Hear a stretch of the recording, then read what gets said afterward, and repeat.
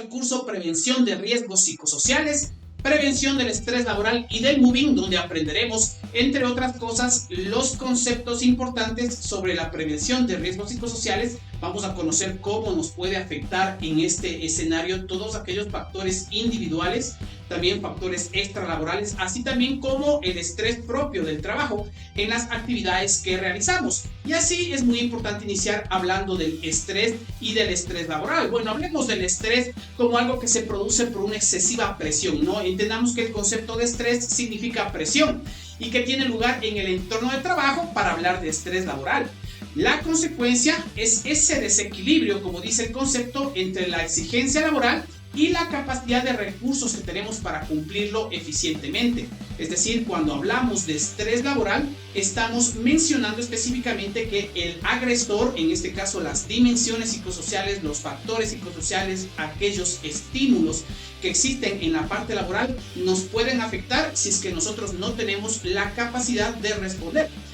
Hay que estar claros que no toda persona tiene la misma capacidad de resiliencia, en el sentido de que puede rebotar los problemas y resolverlos de una manera más adecuada, y esto genera también estrés laboral, sobre todo en aspectos orientados al trabajo. Y vale la pena diferenciar el estrés laboral entre todo frente a otros tipos de estrés, ¿no? Como es el caso del estrés individual, que lo podemos tener nosotros por los aspectos extralaborales que tenemos, y de igual manera con los aspectos de nuestra propia personalidad que también influyen en este escenario.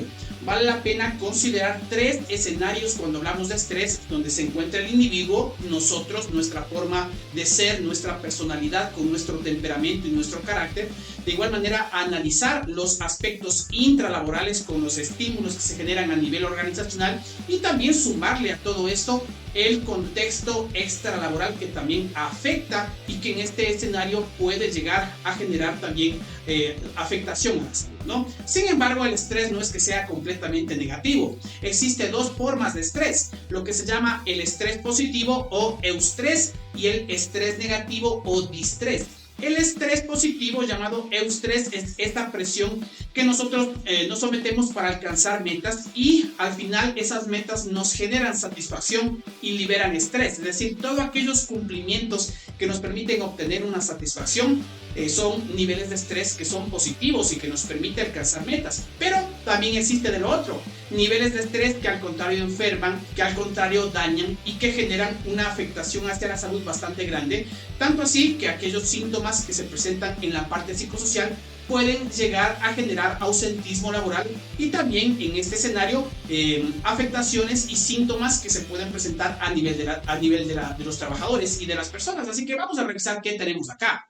Específicamente podemos observar que se pueden presentar algunos tipos de trastorno, dentro de los cuales podemos observar dentro de este listado trastornos digestivos, alta presión arterial, inestabilidad emocional, actitudes no cooperativas, nerviosismo, tabaquismo, consumo de café en exceso inclusive, trastornos del sueño, consumo de alcohol, como dice ahí, preocupación crónica, imposibilidad para relajamiento. Recordemos que muchas enfermedades que se presentan en la actualidad son de carácter psicosomático, tienen un origen más de carácter psicológico y que afectan y se somatizan en enfermedades también que se presentan a nivel de nuestro cuerpo.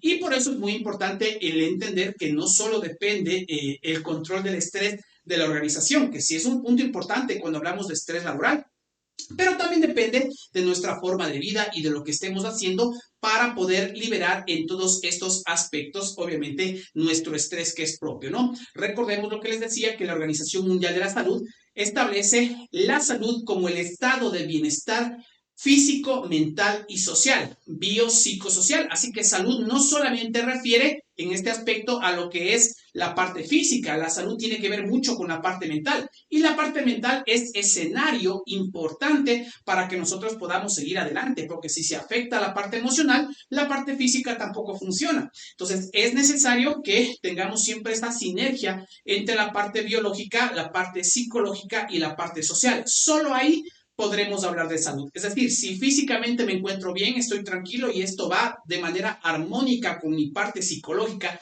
y va de manera armónica con mi parte social también, hablamos de salud. Sin embargo, en las organizaciones se empieza a ver situaciones difíciles, ¿no? Hoy por hoy en este mundo laboral que vivimos a nivel de todo el mundo, valga la redundancia, vemos nosotros que la parte social se está afectando mucho, así también como la parte psicológica también se afecta mucho y esto conlleva también a enfermedades en la parte física y por eso es necesario que nosotros entendamos que es necesario este tipo de programas como el que estamos, en el que estamos participando, ¿no? Ok, había tres escenarios. El primer escenario éramos nosotros como individuo. Podemos tener estrés por nuestra forma de ser.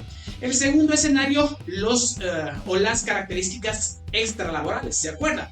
Lo que habíamos indicado, aquellas preocupaciones externas, deudas, aspectos externos que no tienen que ver con la organización, pero un factor importante también tiene que ver con el tema de los factores psicosociales que se presentan con los estímulos propios del trabajo.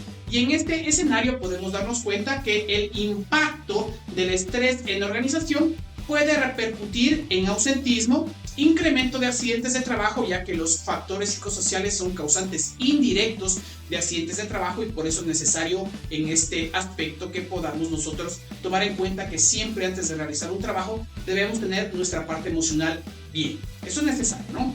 Falta de compromiso con la tarea, también se lacera el compromiso cuando hay un mal ambiente laboral. Recordemos que el mal ambiente laboral no solamente habla de grupos de trabajo o de clima laboral, sino también hablamos nosotros que ese factor de riesgo psicosocial o esos factores psicosociales presentes pueden también hacer que las personas que en un principio eran personas comprometidas con las actividades de pronto ya no tengan ese mismo nivel de motivación y eso también genera a la larga conflictos internos conforme obviamente se puedan presentar en las diferentes áreas o en los diferentes lugares. No solamente se puede presentar conflictos a nivel laboral, se puede presentar conflictos a nivel familiar, se puede presentar conflictos a nivel social. Por eso es importante tratar de evitar que existan estos impactos en los tres escenarios que hemos hablado y por eso es importante este análisis, ¿no? Es decir, cuando hablamos nosotros de impactos necesitamos prevenir, no solamente basta con curar. A veces pensamos que si estoy enfermo necesito curación, necesitamos en ese sentido la manera de restablecernos, pero lo más importante es la prevención, por eso el curso se llama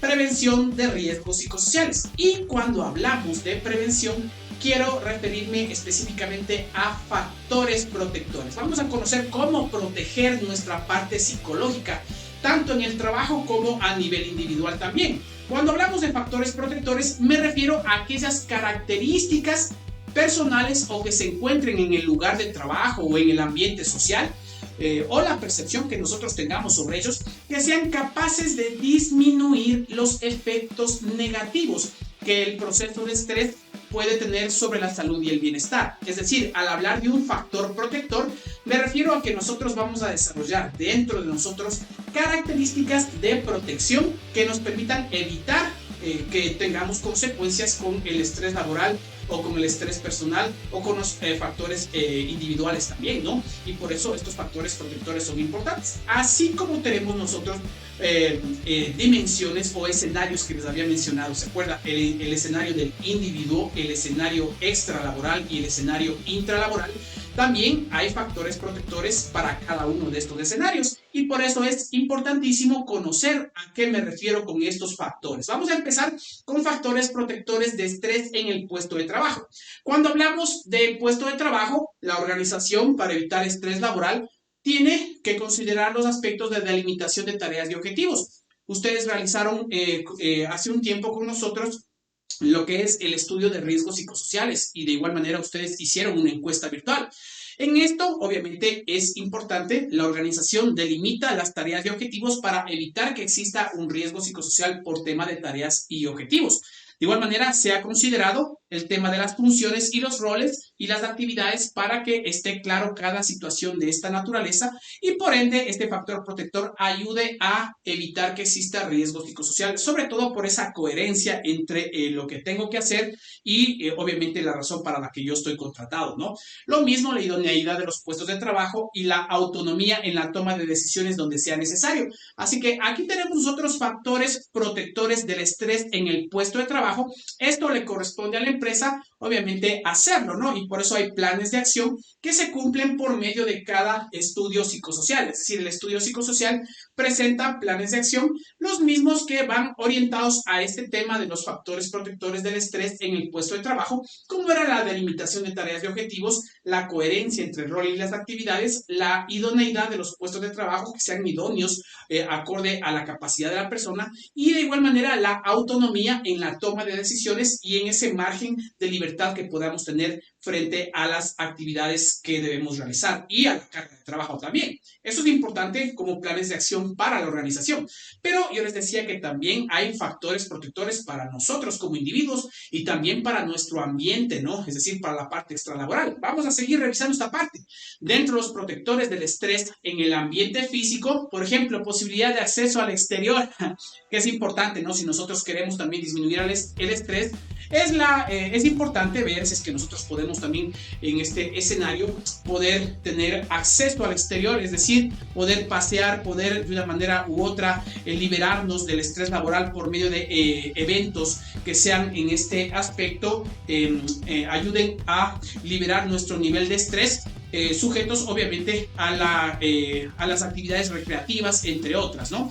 Asimismo, espacios que permitan privacidad dentro de lo que se pueda manejar en la organización, ¿no? Equipos funcionando óptimamente. Imagínense si es que hay equipos, sobre todo de computadoras, herramientas, máquinas que no estén funcionando bien. Esto puede retrasar el trabajo y puede generar también estrés laboral. Así que uno de los aspectos del ambiente físico también va orientado a este tema, ¿no? De los equipos funcionando óptimamente, así como dentro de lo posible disponibilidad de luz natural, que un ambiente sea limpio, libre de olores desagradables y temperatura ambiental agradable también. Esto es muy importante indicar que los protectores del estrés en el ambiente físico nos ayudan mucho a tener un ambiente más relajado, ¿no? Sin embargo, no es la esencia que ataque específicamente a las dimensiones o al estrés que lo está generando. Es decir, si tenemos presión laboral porque hay una sobrecarga de trabajo, por ejemplo, el ambiente físico ayuda, sí es muy importante, ayuda a relajarnos, pero de igual manera es necesario que también se cuente con los factores de estrés en el puesto de trabajo. Es decir, todo funciona de manera integral. No es que nosotros solamente respirando ya podemos eliminar el estrés, sino que necesitamos que se controlen estos factores y por eso los estudios psicosociales son importantes, porque cuando hacemos esto, nosotros identificamos qué factores son los que pueden estar generando estrés laboral que pueda ser nocivo y sobre esto buscar controlar estos factores. Esa es la razón de ser. Sin embargo, los factores del estrés del ambiente físico ayudan también a liberar tensión, sobre todo en aquellos ambientes donde no se puede mucho controlar. Recordemos que no es tan fácil controlar factores psicosociales, sobre todo cuando hay metas de trabajo, hay trabajo que puede ser que esté retrasado por diferentes factores, entonces no siempre se va a poder garantizar lugares de trabajo que sean libres de estrés, pero sí que existan estrategias y técnicas y factores protectores que nos ayuden a liberar este tipo de estrés laboral si es que no es posible hacerlo desde el origen, ¿no? Así que también hay otros aspectos, así que hay factores protectores en el ambiente laboral, como ustedes lo vieron, en el trabajo en equipo, y vamos a revisar esto, sobre todo lo que tiene que ver con el ambiente psicosocial y los factores protectores de estrés en el trabajo en equipo. Vamos a empezar primero con los factores protectores de estrés en el ambiente psicosocial. Por ejemplo, ¿qué necesitamos también nosotros hacer como individuos? No solo por parte de la empresa, que es importante dentro de los controles psicosociales. También vamos al escenario individual. ¿Qué debemos hacer en el escenario individual? Si revisamos, tenemos por ejemplo el respeto al trabajo de los otros, que es muy importante, ¿no? No denigrar el trabajo de otras personas, siempre respetar el trabajo por más trabajo que sea, cualquiera que sea el trabajo que se realice en la empresa, es importante respetarlo, ¿no? Esto es importante también, pedir las cosas con un lenguaje sin gritos ni estridencias. Recordemos que hay personas que son tolerantes a ciertos niveles de exigencia, pero otras personas no. A veces una persona que pueda levantar la voz, aunque no insulte, obviamente va a generar un ambiente un poco fuerte, un ambiente un poquito que pueda ser tenso, ¿no? Y por eso es importante controlarlo. Ambiente entretenido y de buen humor, sí es importante, ¿no? Obviamente bien entendido, ¿no? ¿Qué significa un ambiente entretenido y de buen humor? Que sea obviamente un ambiente de liberación de estrés. Y si es que en el trabajo no es posible esto, hay que buscar espacios para que se puedan desarrollar estos aspectos, ¿no? Lo mismo, tener momentos de camaradería, intimidad, franqueza en las áreas de trabajo, en los lugares de trabajo, y si es que no es posible que esto sea siempre, porque hay actividades que cumplir, a veces no hay tiempo para hacer este tipo de programas, tendremos que hacer programas de pausas activas. Recuerden que la pausa activa no solamente va orientada al ejercicio, sino también va orientada a la liberación psicosocial. Así que una pausa activa no solamente es para estirarnos, que es importante hacer una pausa activa para estirarnos dentro de lo que corresponde también a evitar desórdenes de trauma acumulativo, entre otros, ¿no? Pero la idea de esto es importante también liberar el estrés, ¿no? Un momento en que nosotros dejemos un ratito el trabajo como para poder hablar algo, soltarnos un poco y en base a eso tener momentos de camaradería, franqueza, que es muy importante, ¿no? Y con esto empezar a trabajar en esa visión del equipo de trabajo, visión de familia. Recordemos que las empresas son familias grandes y que las familias son empresas chicas. Les repito, las empresas son familias grandes y las familias son empresas chicas, es decir, siempre va a haber esa relación entre el trabajo y la familia, ¿sí? Es decir, nosotros debemos de entender que nuestro trabajo también se encuentra en nuestra familia, porque pasamos muchas veces la mayor cantidad de tiempo con ellos, ¿no? Y por eso es importante que se sepa mantener siempre una relación cordial. Así como en la casa buscamos el respeto y buscamos la cordialidad, también debe serlo de esta forma en el trabajo. Esos son los factores protectores del estrés en el ambiente psicosocial.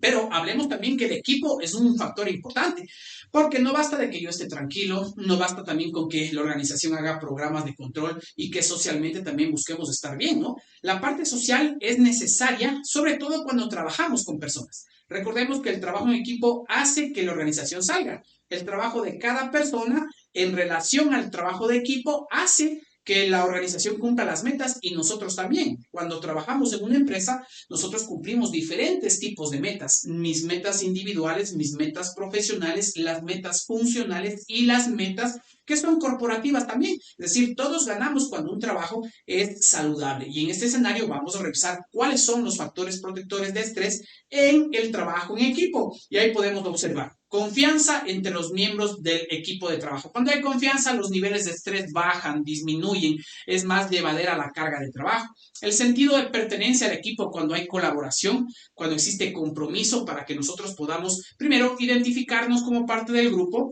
o del equipo de trabajo y segundo, saber que hay que poner la mano para salir adelante, ¿no? Esto es importantísimo para poderlo hacer. Miembros comprometidos en cumplir los objetivos de la organización, miembros que compartan el conocimiento adquirido, compartir las experiencias de trabajos vividas, apoyarse en pares ante inseguridades o desafíos que son aspectos protectores importantes, ¿no? Me quedo sobre todo con esta parte que dice compartir las experiencias de trabajo vividas. Sabemos que en la empresa hay personas de muchos años y son personas que en su experiencia nos pueden ayudar indicando cómo han hecho para poder estar durante muchos años soportando esos niveles de tensión y estrés que puede ser que existan en nuestra organización, ¿no? Por eso es importante que tomemos en cuenta nosotros que las experiencias de trabajo son muy importantes también, así como apoyarse en los pares ante inseguridades o desafíos que son los que en este sentido se puedan presentar. A veces puede haber un problema, alguna situación que resolver y necesitamos que alguien nos ayude. No siempre es importante pedir ayuda, siempre es necesario que consideremos que el ser humano a veces necesita ayuda. Si bien es cierto, nosotros tenemos una capacidad para resolver problemas, a veces necesitamos de alguien más porque nosotros estamos saturados, tenemos un nivel de estrés que ya no nos permite superar un límite. Esto es diferente en cada persona y depende de nuestras habilidades también y capacidad de resolución. Y por eso necesitaremos también, frente a este aspecto, antes de hacer algo, tal vez apoyarnos de alguna forma, ¿no? Y por eso es importante esto. Pero uno de los aspectos de prevención que también debemos considerar dentro de esta charla es lo que se refiere también al aspecto del mobbing o acoso laboral. Así como existe en la parte educativa el bullying, acá también existe lo que es el mobbing o el acoso laboral, ¿no? Entonces, ¿qué cosa es el mobbing? Y es importante dejarlo claro. El mobbing es todo comportamiento abusivo, como dice ahí, ¿no? Gesto, palabras, comportamientos, actitudes que atentan por su repetición y sistematicidad a la dignidad o a la integridad psíquica o física de una persona, poniendo en peligro su empleo, degradando el clima de trabajo y supone un comportamiento de acoso psicológico, nos dice la psiquiatra Irigoyen. Eso es muy importante cuando estamos hablando de acoso laboral. Y si es que entendimos este concepto, yo quiero dejarle claro que es acoso. Así que el acoso no solamente es una actitud que pueda ser abusiva, ¿no? Pero se caracteriza específicamente primero porque es de carácter persistente, es decir, existe una persistencia, existe una situación de repetitividad. Pero ese es uno de los elementos, es decir, que para que nosotros entendamos el acoso laboral, no es acoso laboral confundirlo con otras formas de trato, que en ese sentido hay que estar muy claros. El acoso laboral va orientado específicamente a la repetitividad como primer elemento, que exista daño a la dignidad o una forma de buscar la manera de precarizar la parte emocional de la persona, de deteriorar la parte emocional de la persona, y que esto obviamente ponga, como dice claramente la psiquiatra, en peligro su empleo o dañando el clima laboral, de manera que esto ya se convierta en un acoso psicológico, es decir, el acoso es persistente. Por favor, diferenciemos de otras formas de trato que son diferentes. Por ejemplo, la exigencia laboral. A veces en el trabajo se necesita exigir, se necesita presionar para que los resultados se den, ¿no? Esto no entra en formas de acoso si es que no existe un daño a la dignidad individual de la persona. No sé si me están entendiendo. Es decir, si yo exijo trabajo y presiono trabajo, esto está orientado en el ámbito del estrés, pero no está orientado en el ámbito del acoso si es que no existe maltrato o peyorización. Pero si yo en ese ámbito o en ese aspecto de exigir empiezo a presionar y a maltratar, insultando, ofendiendo de palabra, de obra. Ojo que la ofensa de palabra y la ofensa de obra se considera también como aspectos para calificar el tema del moving. Entonces es necesario entender que esto podría ser una situación de acoso laboral. Así que la idea es que nosotros entendamos que todo este tipo de gestos, palabras, comportamientos, actitudes que puedan ser repetitivas, que les indicaba, ¿no es cierto?, persistentes y que tengan una intencionalidad de daño, esto podría ya entrar dentro de una característica de acoso laboral. Así que todo esto no es que sea solamente una vez o que sea solamente porque pasó en algún momento. Sí pueden existir diferencias entre las personas. Las personas normalmente tenemos diferencias en la manera de hacer las cosas y por eso puede presentarse siempre diferencias de criterios y discusiones, pero esto no lo tilda o no lo clasifica como un acoso laboral. Así que muy claro, acoso laboral, persistencia con intencionalidad de daño y amenaza en sí a la actividad laboral o al clima laboral que se está presentando. Así que en ese escenario hay que estar muy claros a qué refiere el acoso laboral. Es decir, dejándolo más claro, el objetivo de la práctica del moving es intimidar, atacar, reducir, aplanar, amedrentar y consumir emocionalmente e intelectualmente a la víctima. Y obviamente la persona que lo hace siente una felicidad, siente una necesidad insaciable de agredir, controlar y destruir. Obviamente que en este escenario ya hablamos de que una persona que hace esto necesita tal vez ayuda y en este escenario es importante que tomemos en cuenta que busca dañar a la otra persona. Sí, esas son formas de acoso. Vale la pena también que ustedes sepan que Ecuador en este año 2021 ha ratificado el convenio 190 de la Organización Internacional del Trabajo, con el cual Ecuador se compromete desde el año 2022, en junio, donde entra la vigencia, a darle mucho más peso y mucha más fuerza orientada a este tema de la prevención del acoso laboral, ¿no?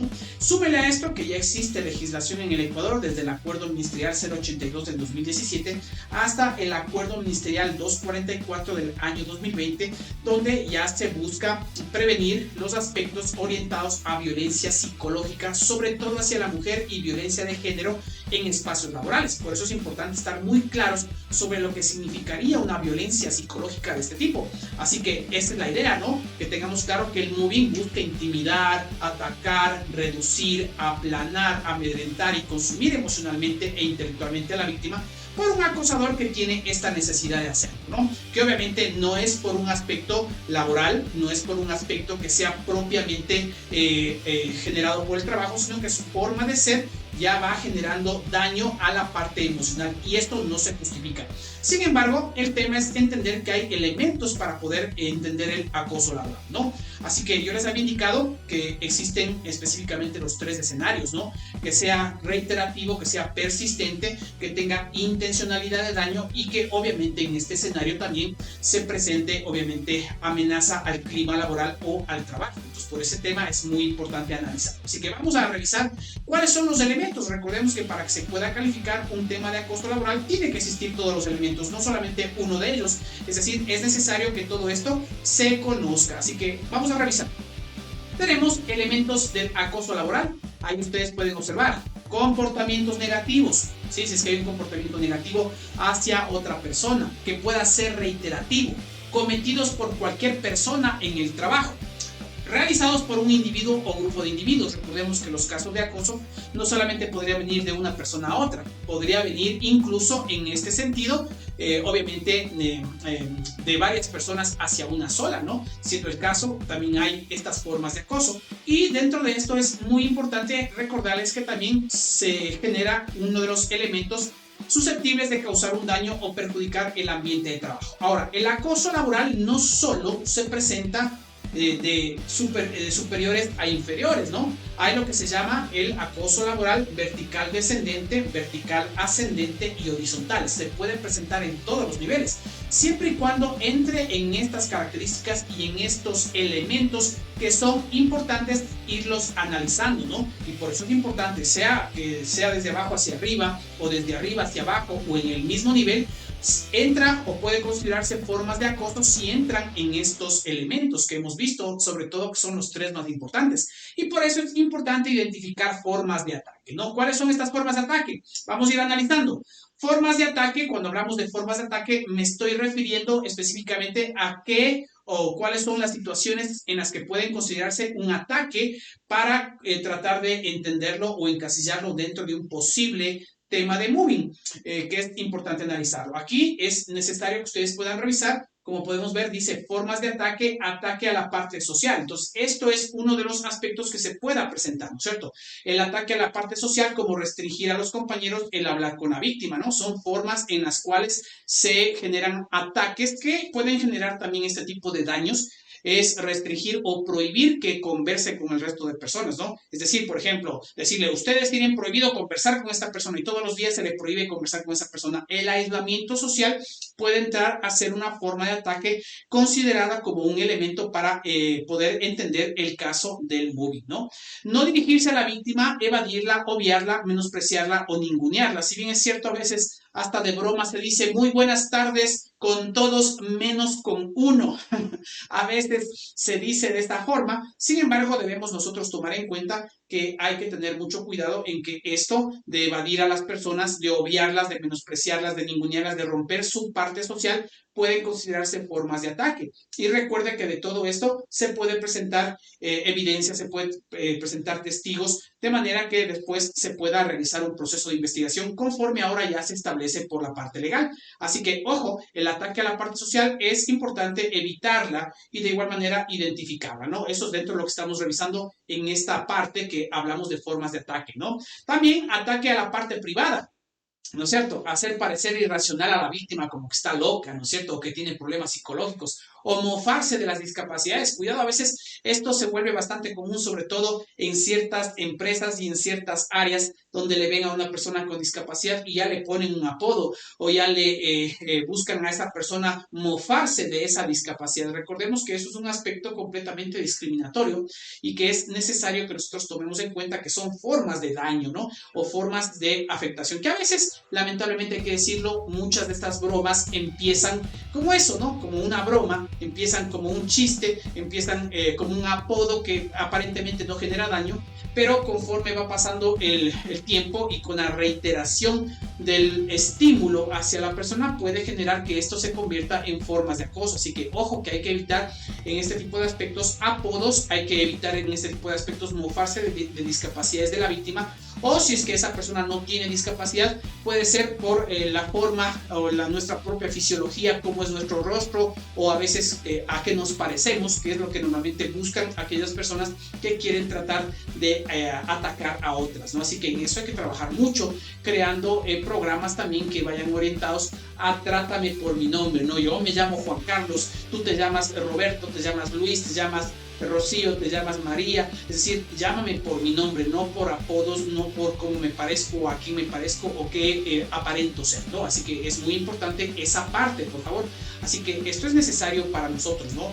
Siempre en nuestra casa es igual. Nosotros tratemos nuestra casa con respeto, de igual manera a nuestros hijos con respeto, a la sociedad con respeto, aunque la otra persona no le trate a usted bien. Usted es distinto, usted es diferente, usted debe tratar mejor a las personas, aunque ellas no lo traten igual. Siempre recordemos el dicho, trate a las otras personas como le gustaría que le traten a usted. Siempre trate a usted como le gustaría que le traten. Ese es un principio muy importante, ¿no? Así que hay formas de ataque, así como hemos revisado, ¿no es cierto?, a la parte social, a la parte privada, y también hay ataques verbales, gritos, insultos, amenazas verbales, daño de la imagen a la estima, sea por teléfono, correos, mensajes, redes sociales.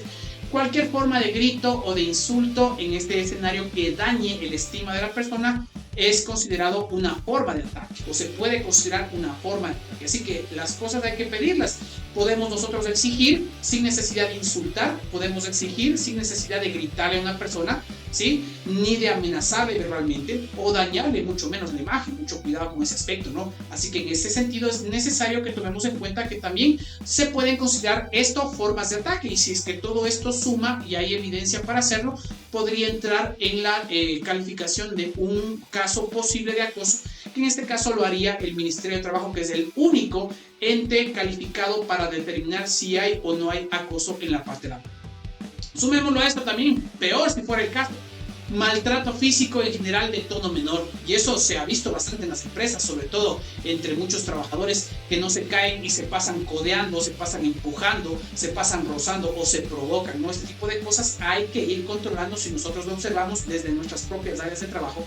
Y si usted es un trabajador que está siendo víctima de esto, de igual manera es importante que esto se hable, ¿no? De manera que no llegue a mayores, porque ya un maltrato físico en tono menor es un incidente de un tono mayor que puede llegar a ser en este escenario obviamente dañino para nuestra estabilidad y la salud y el ambiente de todos los que trabajamos en empresa, ¿no? Ok, además de esto, les había indicado que el moving se puede presentar en forma descendente de la jerarquía hacia los dependientes, o también puede ser entre colegas o compañeros de trabajo al mismo nivel, o también de carácter ascendente. Es decir, tenemos estas formas o estas diferentes formas de posibilidad de moving, ¿no? Pero les reitero que el moving debe ser considerado en esos tres escenarios: el escenario de la persistencia, de la intencionalidad de daño emocional, psicológico o de la dignidad de la persona, y que esto dañe el ambiente laboral y que por ende obviamente también genere que la persona no se sienta bien, o que todos los demás, inclusive que aunque no sean víctimas directas, no se sientan bien en ese lugar o sientan que no es justo lo que está sucediendo en ese lugar. Así que los tipos de moving pueden venir en diferentes aspectos que es necesario conocerlos, y por eso estamos en esta capacitación que es muy importante analizar. Bien. Hemos revisado con ustedes lo que refiere al tema del estrés laboral, cómo se puede presentar ese tipo de aspectos, la presión, tanto en la parte laboral como también por nuestra personalidad, también el estrés al que nos sometemos en la parte extralaboral.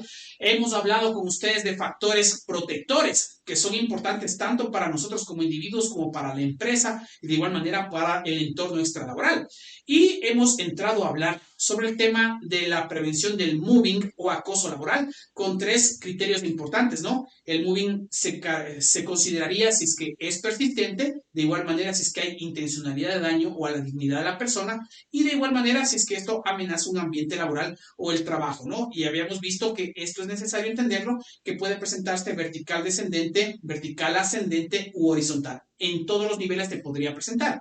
Pero hay una forma de acoso que lamentablemente está ganando mucho terreno y que es algo que se está presentando lamentablemente en las organizaciones y que es necesario controlar. ¿Cuál es esta forma de acoso? Esta forma de acoso es la siguiente, se llama acoso sexual laboral. Entendamos nosotros que el acoso sexual ya tiene otro tipo de contexto, ya el contexto ya va orientado a algún tipo de situación en que la persona quiere aprovechar en este escenario algo de, hablemos de esta manera, situación sexual, obviamente que pueda generar un ambiente intimidatorio, hostil o humillante, ¿no? Es decir, ya una persona que está siendo acosada, esto es bastante común, lamentablemente se está presentando con mayor frecuencia y vale la pena indicar que también este tipo de comportamientos no son adecuados, ¿no? Es necesario que esto se entienda, sea realizado por persona de igual o de distinto sexo y obviamente no deseado por la persona a la que va dirigido. Esto genera mucho daño sobre todo, y es importante también tener en cuenta que la organización debe estar libre de cualquier forma de maltrato que pueda generar en ese sentido acoso laboral o moving, y con mayor razón que tengamos claro que no debe existir ninguna forma de tolerancia al acoso laboral, ¿sí? En todo ámbito, ¿no? Es decir, me refiero a cualquier tipo de persona, en cualquier tipo de sexo o situación en la que se esté presentando. A veces el acoso sexual entra ya a convertirse en una situación humillante, donde su trabajo depende de que ceda o no ceda a una persona en este contexto. Y por eso es necesario que todo esto también se analice y se identifique, ¿no? Y por eso vamos a hablar también en estos minutos que van a quedar también sobre el protocolo de prevención y atención de casos de discriminación, violencia psicológica contra la mujer y violencia de género en espacios laborales. Importante. Bueno, no está por demás recordarles que algo que nos han enseñado desde que hemos sido niños son los principios y valores, ¿no? Entendiendo como el principio el conjunto de preceptos de carácter universal que permiten la vida armoniosa en sociedad. Buscamos una vida armoniosa, así que defendemos el principio a la vida, a la libertad, a la humanidad, al bien, a la igualdad, a la moralidad, y todos estos principios nos permiten a nosotros vivir en sociedad, nos permiten que en este aspecto podamos llevar en esta ciudad donde trabajemos obviamente relaciones adecuadas, ¿no? Entendiendo primero nuestros preceptos que nos permitan una vida armoniosa en sociedad. Ahí están los principios. Sin embargo, los principios deben cumplir con los valores, y los valores es importante entender que son esas cualidades que hemos aprendido desde que somos pequeños y que muchas veces nos hemos olvidado. Conjunto de normas o cualidades que permiten al individuo actuar de acuerdo a lo que se considera correcto. Ahí tenemos la ética, la moral, para muchos la religión, valores cívicos, valores familiares, valores personales, es decir, aquello que nosotros consideramos que es correcto. Así que la pregunta sería, ¿consideramos que es correcto que se acose a una persona? Eso no debe ser permitido en ninguna parte. ¿Consideramos que deba acosarse de manera sexual a una persona? Eso no es considerado algo correcto. Entonces, así como defendemos principios para que sea armoniosa nuestra vida con los demás, también es importante que estemos claros con que hay cosas que no son correctas, y por eso es importante el manejo de los principios y los valores. Bien. Porque con seguridad lo hacemos bien, por ti y tu familia. Cumple las normas, trabaja para vivir.